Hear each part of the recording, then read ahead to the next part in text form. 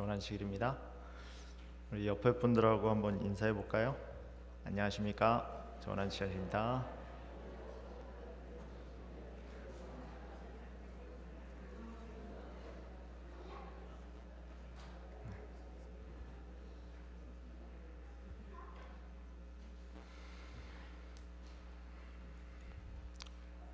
우리 김영경 기사님 수고하셨습니다.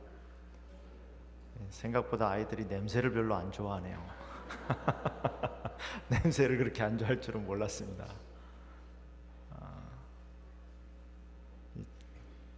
바이올린 찬양을 듣고 있으니까 저희가 이 하늘나라를 경험할 수 있는 방법 중에 하나가 음악이 아닌가 생각합니다. 음악을 통해서 또 하나님과 함께 있는다는 것이 이런 것이구나 라는 것을 좀 함께 느낄 수 있었던 특창이었던 것 같습니다. 우리의 마음을 하나님께 향할 수 있도록 인도해 주셔서 감사합니다. 오늘은 요한복음 16장 5절로 15절에 있는 말씀을 가지고 왜 성령인가 라는 제목으로 하나님의 말씀을 전하겠습니다. 여러분, 우리가 어디를 갈 때 모르는 길을 가면 거기를 가기 위해서 지도를 보지 않습니까? 성경의 구조라는 것이 그 성경에서 무슨 말을 하고자 하는지 알려면 이 성경의 구조를 보면 알 수 있습니다. 그러니까 요한복음이라는 건 전부 21장으로 되어 있는데 그 21장이 어떤 내용으로 구성되어 있는지 그 구조를 보면 요한을 통해서 하나님께서 하시고자 하는 말씀이 이거구나라는 걸 알 수 있습니다. 요한복음이 전부 21장으로 되어 있는데 그 중에 공중봉사 사역, 퍼블릭 미니스트리는 12장밖에 되어 있지 않습니다. 12장으로 12장으로 예수님의 공중봉사 사역은 마쳐요. 그리고 나서 13장부터 17장까지는 예수님이 제자들과 나누는 대화입니다. 몇 장이에요? 13, 14, 15, 16, 17 21장 중에 5장을 할애해서 제자들과만 이야기를 나눕니다. 요한복음을 기록한 의도가 보이지 않습니까?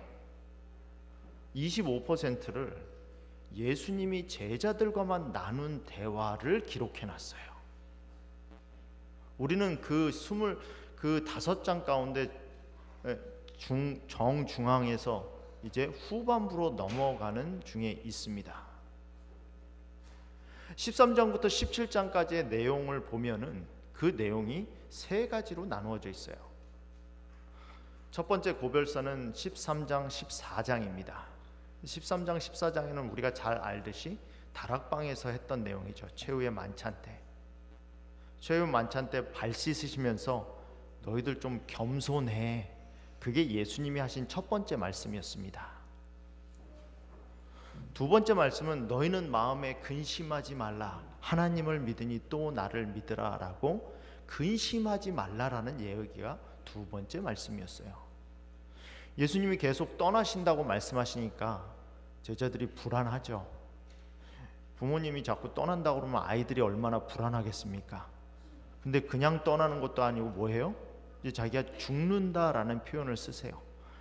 해를 받으신다, 영광을 받으신다라는 말씀하세요. 그러니까 제자들이 불안하죠. 그러니까 두 번째 말씀하실 때는 근심하지 말라는 것에 초점을 맞추신 게 14장에 있는 말씀입니다. 14장이 끝날 때쯤 예수님이 일어나 우리가 나가자라고 말씀하세요. 15장부터는 더 이상 그 다락방에서 하신 말씀이 아닙니다. 성만찬 예식을 하던 그 장소에서 하시던 말씀이 아니라 15장과 16장과 17장은 예수님이 겟세마네 동산을 향하여 가시던 중에 일어난 사건이에요. 그 다음에 15장은 포도나무의 비유입니다. 야, 걱정하지 마. 너가 이 관계만 잘 이해하면 괜찮아. 그래서 비유로 말씀하신 게 포도나무의 비유예요. 그리고 오늘 우리가 함께 배우는 16장은 성령의 역할입니다. 이게 요한복음이 우리가 지금 공부하고 있는 요한복음의 구조예요. 성경을 여러분이 이해하실 때도 전체적인 그림을 머릿속에 딱 넣어놓고 내가 지금 여기 와 있구나라고 이해하시면 성경을 이해할 수가 있어요. 성경도 사람이 쓴 책이에요. 사람이 썼다라는 것은 어떤 의도를 가지고 썼다라는 거죠. 요한이 요한복음을 쓸 때는 하나님께서 주신 영감을 가지고 그 영감이 이끄는 의도를 가지고 썼다는 거예요. 그럼 이렇게 서술한 내용을 쭉 보면 요한이 우리를 여길로 인도하고 있구나라는 것을 읽으면서 성경을 나아갈 수 있다는 겁니다. 그 중에서 오늘 우리가 배우는 성경절은 요한복음 16장에 있는 말씀입니다. 여러분, 16장에 있는 말씀은 제자들에게 박해에 관한 말씀을 하신 후에 주어진 말씀입니다. 16장을 시작하면서 16장 2절에 보면 이런 말씀이 있습니다. 사람들이 너희를 추뢰할 뿐 아니라 때가 이르면 물은 너희를 죽이는 자가 생각하기를 이것이 하나님을 섬기는 예라 하리라. 출회가 뭐죠? 출회가 뭐죠? 여러분, 유대인들은요, 그들이 지역사회에서 살아가는 삶이 종교를 중심으로 이루어집니다. 그 종교 중에서도 특별히 회당을 중심으로 이루어지죠. 출회라는 것은 뭐냐면 더 이상 회당에 나오지 못하는 거예요. 어떤 자기가 법적으로 문제가 생겼을 때 그 법적으로 사법권에 의지할 수 있도록 재판받으러 갈 수 있는 권리가 없어진 겁니다.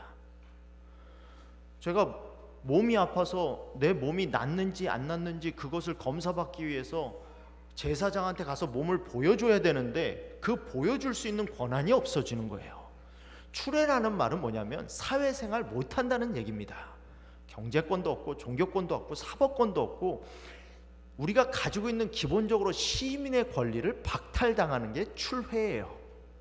그러니까 너희가 나를 믿기 때문에 너희가 출애당할 것이다, 살 수 있는 권리가 없어질 것이다 라고 예수님이 말씀하세요. 이거 굉장히 강한 표현입니다.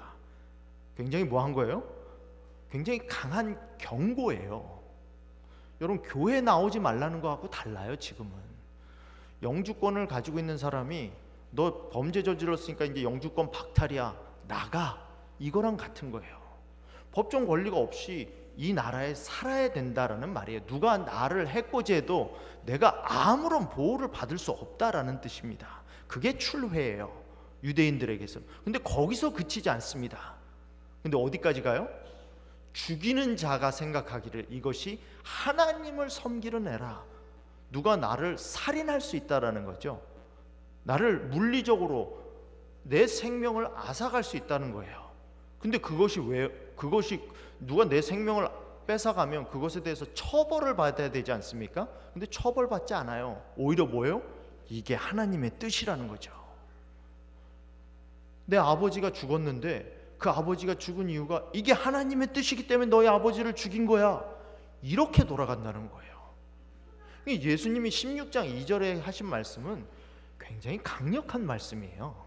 이제 너 삶이 끝났다라는 말씀이죠. 그 말씀을 하신 다음에 하신 말씀이 뭡니까? 성령에 관한 말씀이에요. 그러니까 성령에 관한 말씀은 제자들에게 있어서 제자들이 예수님이 돌아가신 후에 그들이 신앙생활하면서 반드시 필요했던 요소에 대해서 언급하신 말씀입니다. 꼭 필요했던 것이라는 거죠.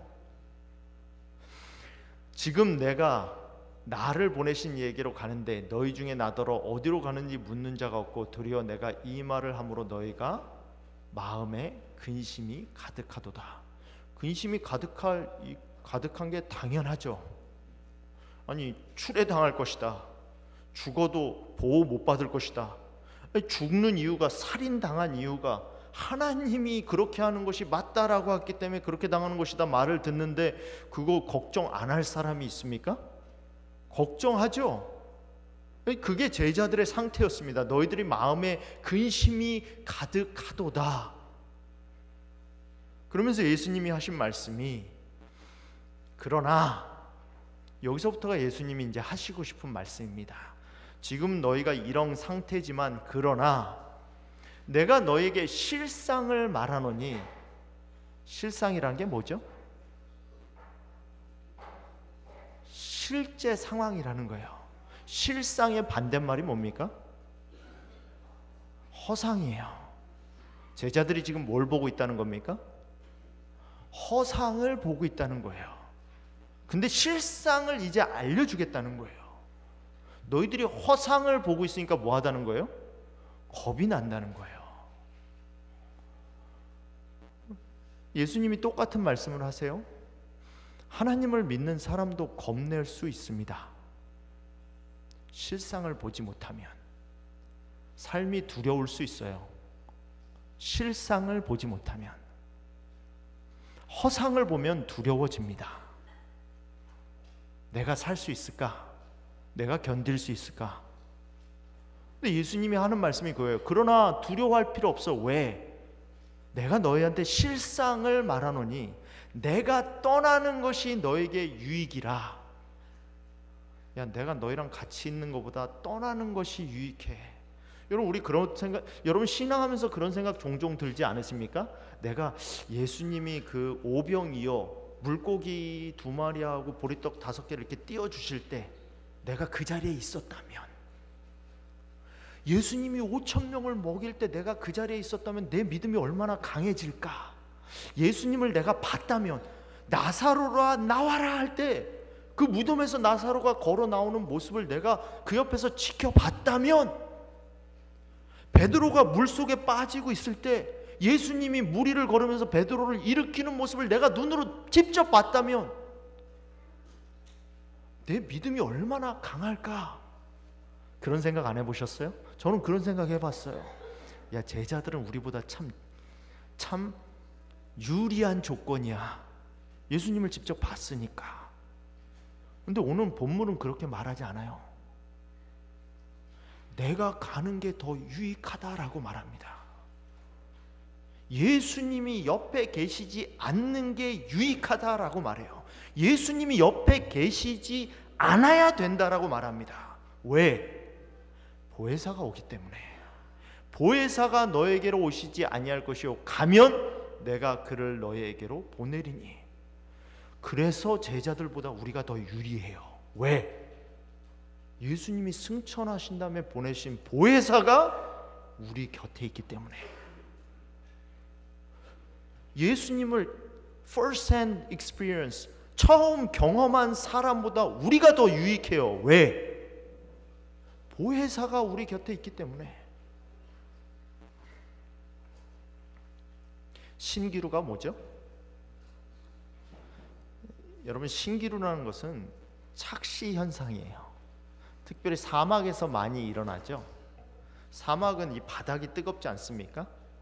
위의 공기는 차가워요. 밑에 공기에 비해서. 복사돼서 내려오는 뜨거운 공기와 위의 공기가 합쳐지는 가운데서 굴절 현상이 일어납니다. 공기에서. 그럼 빛이 공기를 통해서 오잖아요. 공기를 통해서 오다가 그 굴절 현상 때문에 사막에서 특별히 오아시스 지방 같은 경우는 저렇게 신기루가 보입니다. 뭐예요? 신앙에도 신기루가 있다라는 거예요. 실제 있는 상황과 내가 겪고 있는 상황에 대해서 내가 잘못 보고 있는 경우가 있다라는 거예요. 지금 제자들한테 그런 말씀하는 겁니다. 야, 내가 가는 게 너희들한테 훨씬 유리해. 유익이야. 그래야 뭐가 오시니까? 성령이 오시니까. 여러분, 우리는 우리를 내가 제일 잘한다고 생각하죠. 내 상황에 대해서 내가 제일 잘한다고 생각합니다. 내가 뭐가 필요한지는 내가 제일 잘한다고 생각합니다. 그러니까 내가 간구하잖아요. 예수님 이거 주세요. 이거 이루어 주세요. 간구하잖아요. 근데 성경은 그렇게 얘기하지 않습니다. 우리가 마땅히 빌 바를 알지 못하나, 뭐라고 말해요? 내가 뭘 기도해야 되는지 모른다는 거예요. 제가 한 번은 목회를 접을 생각을 한 적이 있습니다. 다른 공부를 좀 했어요. 진로를 좀 바꾸려고 다른 공부를 했습니다. 그래서 기도했죠. 하나님, 이 시험 좀 붙여주십시오. 그래야지 제가 먹고 삽니다. 이 시험 좀 붙여주세요. 그 기도를 안 들어주셨어요. 저는 그 기도가 그때 제 삶에 가장 필요한 기도라고 생각했거든요. 안 들어주신 게 너무 감사해요. 저는 지금 목회하는 게 너무 행복해요. 내가 그 직장에서 그 생활했으면 지금처럼 행복할까? 우리는 우리가 안다고 생각하죠. 내가 내 삶을 제일 잘한다고 생각합니다. 그래서 그걸 강구한다고 생각하죠. 근데 성경은 그렇게 말하지 않아요. 우리가 마땅히 빌 바를 알지 못하나. 근데 그거 아시는 분이 누구예요? 그분이 성령이에요. 오직 성령이 말할 수 없는 탄식으로 우리를 위하여 친히 뭐 하시느니라? 간구하시느니라. 나도 내가 뭘 간구해야 될지 모르는데, 내가 간구하는 거 들어주면 큰일 나는데, 그거 모르니까 누가 옆에서 간구해 주는 거예요? 성령이 간구해 주시는 거예요. 그게 성령이 하시는 일이에요. 내가 내 실상을 모르니까. 오늘 예수님이 우리에게 하시는 말씀이 그거예요. 성령이 우리를 위하여 간구하신다는 겁니다. 여러분, 신앙생활을 하려면 성령에 대한 이해가 중요합니다. 그리고 성령을 받아들이는 게 중요해요. 하나님과 동행한다는 게 무슨 말입니까? 여러분, 하나님과 동행한다는 건 개념이 아닙니다. 어떤 철학이 아니에요. 실제적인 삶입니다. 예수 그리스도가 내 안에 있고 내가 예수 그리스도 안에 있다는 게 무슨 말입니까? 내가 예수님과 함께 산다는 거, 예수님과 동행한다는 게 뭐예요? 다른 거 아니에요. 성령을 인식한다는 거예요. 예수님은 성령을 통해서 우리에게 임하십니다. 그 성령이 우리의 마음 가운데 오셔서 우리에게 가르쳐 주시는 걸 인식하는 거예요. 여러분, 냄새가 나면 그 냄새를 통해서 인식하잖아요. 그럼 가스는 눈에 보이지 않습니다. 가스 새는 것을 알게 하기 위해서 가스에 뭐를 넣어요? 냄새를 넣어요. 그래서 집안에서 가스가 새면 냄새가 납니다. 원래 가스에는 냄새가 나지 않아요. 근데 가스가 새면 위험하니까 그 가스에다가 일부러 냄새를 넣어요. 그래서 집에서 가스가 새면 냄새가 나게 돼 있어요. 그럼 뭐 하는 거예요? 후각이 인식하는 거예요. 아, 가스가 새구나, 위험하구나, 빨리 환기시켜야지. 그리고 가스 새는 거 빨리 찾아야지. 영성도 인식이에요. 감각이라는 거죠. 목이 곧은 백성이라는 게 무엇인가? 마음이 굳었다라는 게 무엇인가? 하나님께서 누구에게나 다 말씀하시거든요. 근데 그거에 대해서 반응하지 않는 거예요. 인식하지 않는 거예요.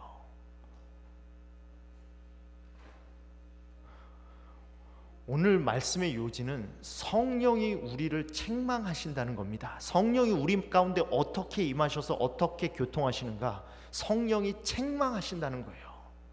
죄에 대하여, 의에 대하여, 심판에 대하여 세상을 책망하시느니라. 여기서 말하는 세상이라는 것은 뭐죠? 요한복음에서 말하는 세상이라는 것은 이 세상에서 하나님을 깨닫지 못하는 사람들을 가리킵니다. 그 사람들에 대하여 하나님께서 관여하시는 방법이 뭐예요? 성령을 통해서 관여하세요. 성령이 꼭 필요합니까? 꼭 필요하죠. 이 책망하신다라는 원어를 보면 엘렘코라는 말입니다. 신약 성경에 엘렘코라는 단어가 18번 사용됐어요. 그 중에 4번이 요한복음에 사용됩니다. 성령이 우리를 책망하신다는 말은 무엇인가? 성령이 우리랑 교통하신다는 것은 무엇인가? 요한복음 3장 20절에 보면 엘렘코란 단어가 이렇게 사용돼요. 악을 행하는 자마다 빛을 미워하여 빛으로 오지 아니하나니 이는 그 행위가 드러날까 하며, 성령의 첫 번째 역할은 드러나게 하는 겁니다. 보이게 하는 거예요. 여러분, 우리가 하나님께 가까이 간다는 건 뭐냐면, 하나님께 자꾸 가까이 가면 내게 드러나지 않았던 걸 자꾸 보여지는 거예요. 예전에는 그냥 말을 툭툭 뱉었죠. 근데 아무런 느낌이 없었어요. 근데 하나님께 가까이 가면 갈수록 그 말이 그 사람한테 어떻게 들어가서 그 마음의 상처로 어떻게 들어가는지 깨달아지는 거예요. 내가 어두울 땐 모르죠. 빛으로 가는 거나 마찬가지예요. 어두울 땐 몰라요. 그런데 내가 빛으로 갈수록 여기 김치가 묻었는지 보이는 거예요. 껌껌한 데 있으면 내 이빨에 김치 고춧가루가 끼었는지 안 끼었는지 모르죠. 근데 성령으로 가면, 성령이 내게 오시면 드러나는 거예요. 여러분, 이 드러나는 게 쉽지 않아요. 괴로워요. 내가 내 모습을 깨닫는다는 게 괴로워요. 모르고 살 때가 오히려 편하죠. 제가 지난주에 강동원 목사님이랑 그런 얘기를 했어요. 목사님 우리 아내한테 대하는 모습을 보고 우리 와이프가 엄청 좋아합니다. 강 목사님이 저한테 그러더라고요. 그래서 제가 그랬습니다. 진실을 알려면 우리 와이프한테 물어봐야 됩니다. 근데 저도 많이 철이 든 거예요. 제가 결혼 초기한테는 아내한테 함부로 했습니다. 말을 함부로 하죠. 행동도 함부로 하고. 근데 철이 들면 들수록 내가 한 말이 내 아내에게 어떤 상처로 다가서는지 깨닫게 돼요. 근데 그렇게 깨닫게 될 때 얼마나 아팠을까 생각하면 제 마음이 아파요. 여러분, 드러나는 건 굉장히 아픈 과정이에요. 그걸 우리는 성숙이라고 해요. 그걸 성숙.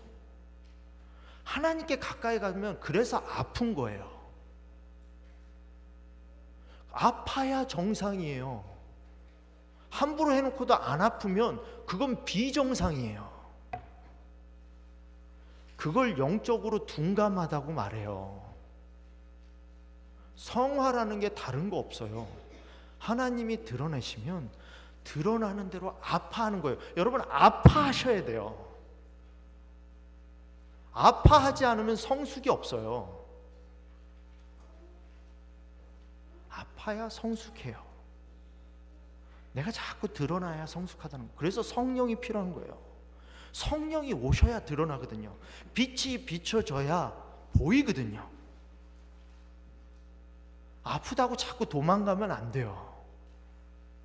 그래서 기도하는 게 힘들어요. 여러분, 기도하는 게 뭐 힘듭니까? 밖에 나가서 땅 파는 게 더 힘들지? 밖에 나가서 눈 치우는 게 더 힘들지 기도하는 게 뭐 힘들어요? 가만히 앉아서 그냥 하나님께 기도하는데, 근데 기도하는 게 쉽지 않아요. 왜? 하나님 앞으로 죄인이 가는 거예요. 마치 이 자석이 서로 밀어내는 거나 같은 거거든요. 죄인은 하나님께 가지 못해요. 근데 죄를 가지고 하나님 앞에 가면 하나님이 죄를 자꾸 드러내세요. 그럼 뭐예요? 아프죠. 내가 그런 죄인이라는 걸 깨닫을 때 아파요. 그러면 그 자리에서 아파하셔야 돼요. 도망가지 말고 내가 죄인이구나 하고 뭐 해야 돼요? 아파해야 돼요. 그래야 성숙할 수 있어요. 그게 성령이 하시는 첫 번째 역할이에요. 드러낸다는 거죠. 8장 9절에 보면 저희가 이 말씀을 듣고 양심의 가책을 받아, 같은 말이죠. 드러나면 뭐예요? 내 양심이 가책을 받는 거예요. 그거 잘못됐다고 성령이 알려주시는 거죠. 보통 때는 뭐 합니까? 성령이 알려주시지 않으면 그게 잘못된 건지 아닌지도 몰라요. 똑같은 행동을 그래서 반복하죠. 왜 그래요? 성령의 깨달음을 못 받아서 그래요. 성령이 비춰주시면 양심의 가책이 와요. 내가 뭐 했구나, 잘못했구나. 그게 엘렌코예요.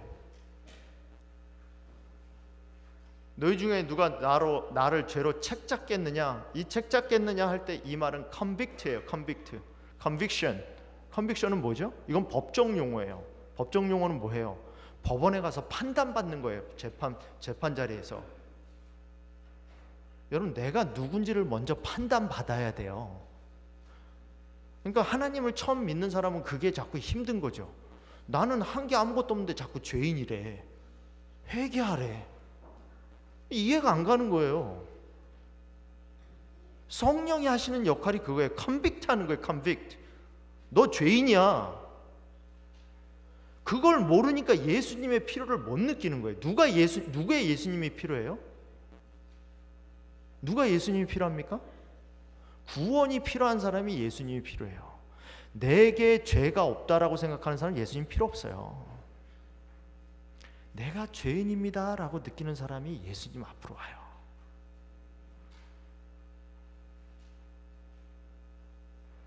내가 아무것도 할 수 없다라는 것을 깨달은 사람이 예수님 앞에 옵니다. 나는 할 수 없구나라고 느낀 사람이 예수님 앞으로 와요. 그걸 누가 하시죠? 그게 성령이 하시는 거예요. 익스포즈 하시고, 컨빅트 하시고, 컨빈스 하시고, 그게 성령이 하시는 거예요. 그러니까 성령이 있어야 된다는 거죠. 성령이 내 삶에 오셔야, 성령이 내 가운데 임해야 이런 일들이 벌어진다는 거예요. 죄에 대하여라면 저희가 나를 믿지 아니하며. 성령이 오시면 죄에 대해서 먼저 책망하세요.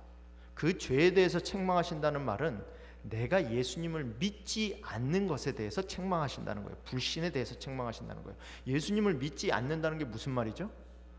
3장 18절, 요한복음 3장 18절에 보면 이렇게 말합니다. 그를 믿는 자는 심판을 받지 아니하는 것이요 믿지 아니하는 자는 하나님의 독생자의 이름을 믿지 아니함으로 벌써 심판을 받은 것이라. 여러분, 심판이요, 마지막 때 재림 때만 심판이 이루어지지 않습니다. 심판이 예수님을 믿기로 거절하는 순간부터 이루어져요. 왜 그런가? 아들을 믿는 자에게는 영생이 있고 아들에게 순종하지 아니하는 자는 영생을 보지 못하고 도리어 하나님의 진노가 그 위에 머물러 있느니라. 예수님을 믿지 않는 사람은 하나님의 진노를 등에 짊어지고 사는 사람이에요. 왜? 진노는 어디 위에 임합니까? 하나님의 진노는 뭐에 임해요? 죄에 임해요. 근데 예수 그리스도를 믿지 않는 사람은 그 죄를 그대로 지고 자는 사람이에요. 그러니까 어디가 있어요? 하나님의 진노가 그들 삶에 있는 거예요. 예수님을 믿는 순간 그 짐이 벗겨지거든요. 근데 예수님을 믿지 않기로 결심하는 순간 그 짐을 내가 계속 질고 사는 거예요. 그러니까 뭐예요? 아무것도 하지 않아도 피곤해요. 세상 삶이.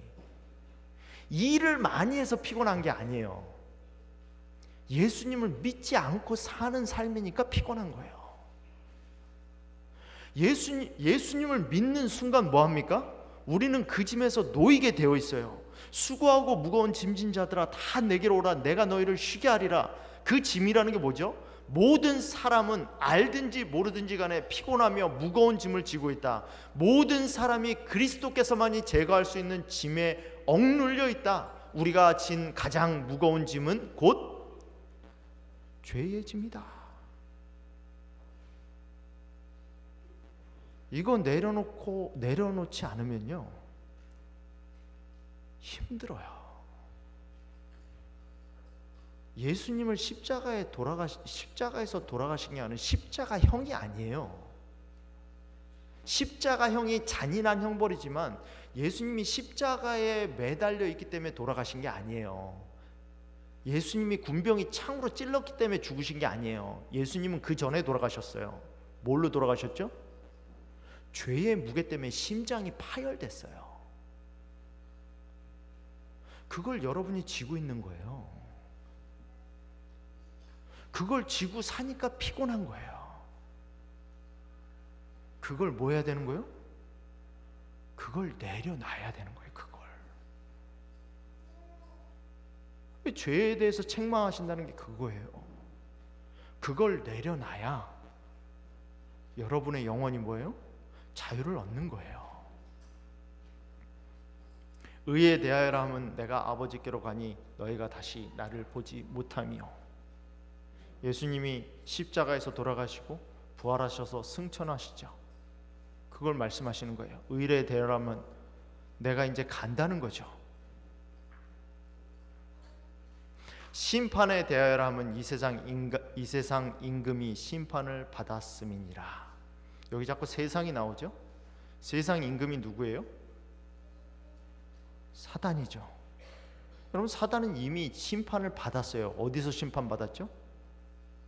예수님이 이 땅에 돌아가실 때 이미 심판을 받았어요. 사단이 벌이고 있는 논리는 뭡니까?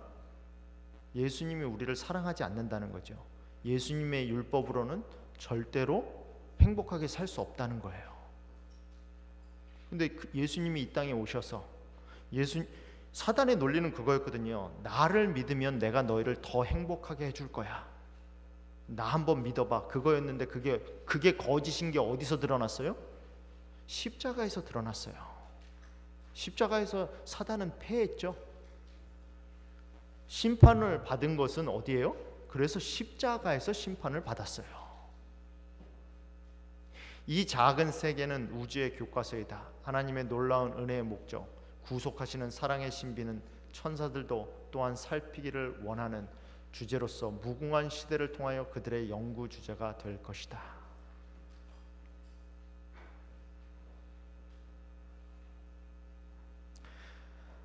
여러분, 우리가 어떻게 예수님의 사랑을 다 깨닫겠습니까? 신이 인간이 되셨어요. 신이 인간이 되셨다는 것조차도 우리가 어떻게 알 수가 없죠.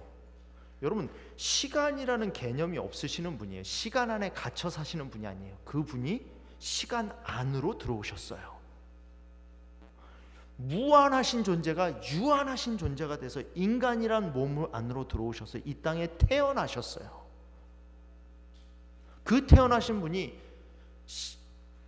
고통과 사망을 견디시고 십자가에 돌아가셨어요. 그러니까 구속의 과학이라는 거예요. 하늘나라 가서 우리가 놀지 않죠.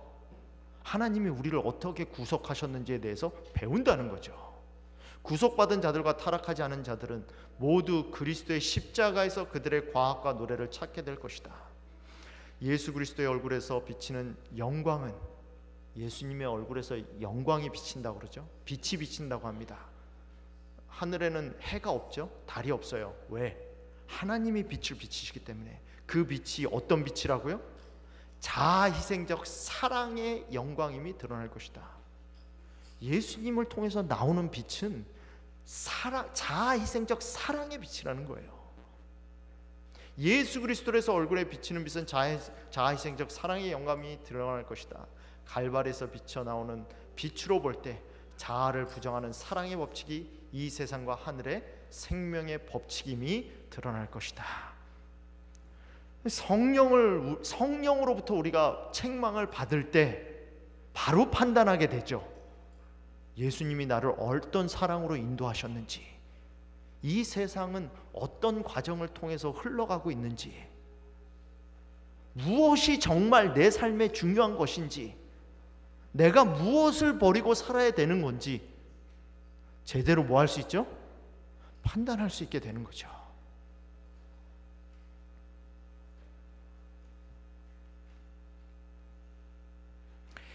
영원부터 만물을 창조하신 하나님 속에 감추었던 비밀의 경륜이 어떤 것을 드러나게 하려 하심으로, 이는 이제 교회로 말미암아 하늘에 있는 통치자들과 권세들에게 하나님의 각종 지혜를 알게 하려 하심이니. 교회가 뭐라는 거예요? 교회가 우주의 교과서라는 겁니다. 저와 교회라는 건 건물이 아니죠. 여러분이에요. 저와 여러분의 삶을 통해서 하나님의 은혜가 어떻게 죄인을 구원하는지 이 세상에 알려주기를 원하신다는 거죠. 바로 하나님의 형상이 인간에게서 재현되어야 한다. 하나님의 명예, 그리스도의 명예는 당신의 백성의 품성이 온전케 되는 것과 관련이 있다. 성령이 우리에게 책망하시기 시작하면 우리의 품성이 예수 그리스도의 품성을 재현하게 됩니다. 그 재현되는 모습을 보고 세상이 뭘 판단하는 거예요? 아, 이게 하나님의 품성이구나 라고 판단하게 된다는 거죠.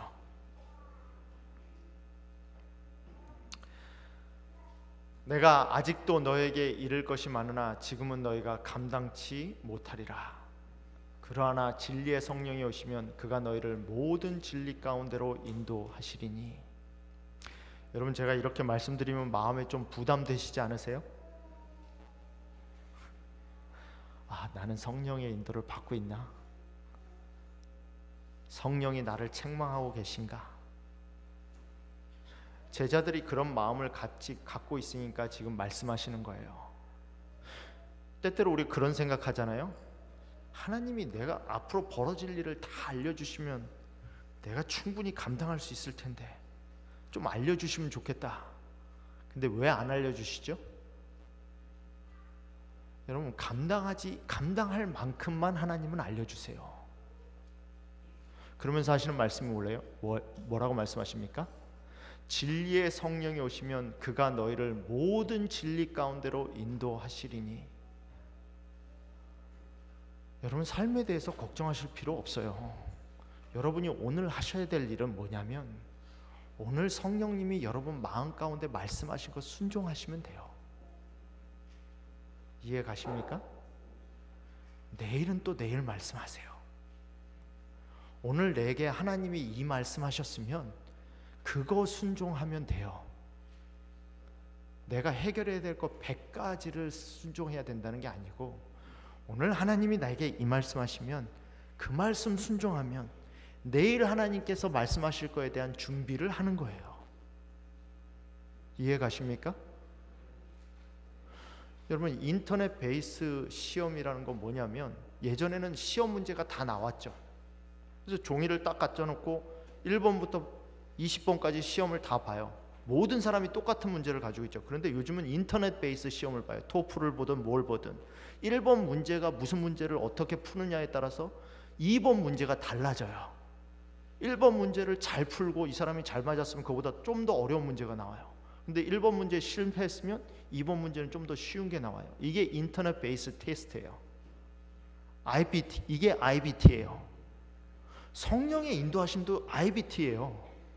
내가 오늘 하나님께서 보여주시는 거, 내게 말씀하신 거 순종하면 내일 단계로 인도하세요. 근데 오늘 못하잖아요? 그러면 그게 뒤로 일부 후퇴하는 거예요. 그러니까 여러분이 오늘 하실 일은 내일 일 걱정하지 않아도 돼요. 오늘 말씀을 통해서 하나님이 여러분에게 생각나게 하신 거, 그거 순종하면 돼요. 뭐 결심하시면 돼요? 하나님, 오늘 나에게 말씀하신 거, 그거 깨닫게 하신 거 그대로 하겠습니다. 그거 결심하시면 돼요. 내가 해결하지도 못할 안식일 문제, 내가 해결하지도 못할 인간관계 문제, 내가 해결하지도 못할 금전적인 문제, 그거 생각 안 하셔도 돼요. 오늘 하나님이 보여주신 그거 순종하면 그 문제 해결하실 수 있는 방법을 하나님이 인도하세요. 그게 IBT예요.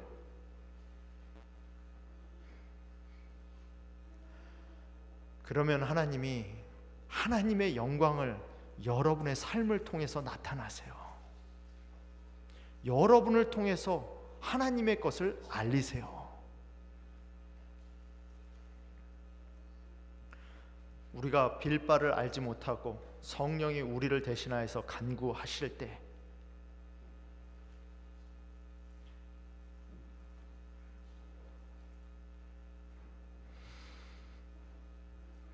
마음을 감찰하신 이가 성령의 생각을 아시나니 이는 성령이 하나님의 뜻대로 성도를 위하여 간구하심이라.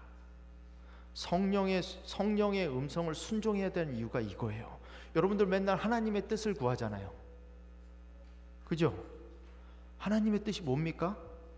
항상 기도하시죠? 하나님의 뜻을 구하시죠? 근데 누가 하나님의 뜻을 구하신다고요? 성령이 하나님의 뜻대로 성도를 위하여 뭐 하신다고요? 간구하신다고요. 그러니까 그 결과로 무슨 일이 일어나는 거예요? 모든 일이 협력하여 선을 이루는 거예요. 여러분, 김치가 어떻게 만들어집니까? 소금도 넣고 고춧가루도 넣고 뭐 어차피 소금, 고춧가루, 뭐 양념, 배추 이거 다 들어가니까 소금 한 숟갈 먹고 고춧가루 한 숟갈 먹고 배추 한 숟가락 먹으면 김치 되는 거 아니에요? 아니죠. 소금만 먹어서는 그때는 짜요. 근데 소금도 들어가야 되고, 소금 들어가서 배추를 확 죽여야 되고, 고춧가루가 들어가서 매운맛이 나야 되고, 그래야 뭐가 나오는 거예요? 김치가 나오는 거예요. 모든 것이 협력하여 선을 이룬다는 게 그거예요. 지금 내가 보기엔 이게 너무 맵죠. 이게 너무 짜요. 근데 그거는 김치를 만드는 과정이에요. 성령이 인도하시는 대로 나를 맡기면 결국 뭐가 된다는 거예요? 김치가 된다는 거예요. 김치 좋아하시죠? 대답을 안 하십니까? 김치 좋아하시죠? 김치 좋아한다는 말에 아멘으로 대답합니까? 지금 조금 짜도, 지금 조금 매워도 성령이 말하시는 음성을 따라가면 김치가 됩니다. 따라가세요. 오늘 보여준 거 순종하세요. 그게 성령과 동행하는 삶입니다. 성령과 동행하는 저와 여러분이 되기를 간절히 바라면서 오늘 말씀을 마치겠습니다.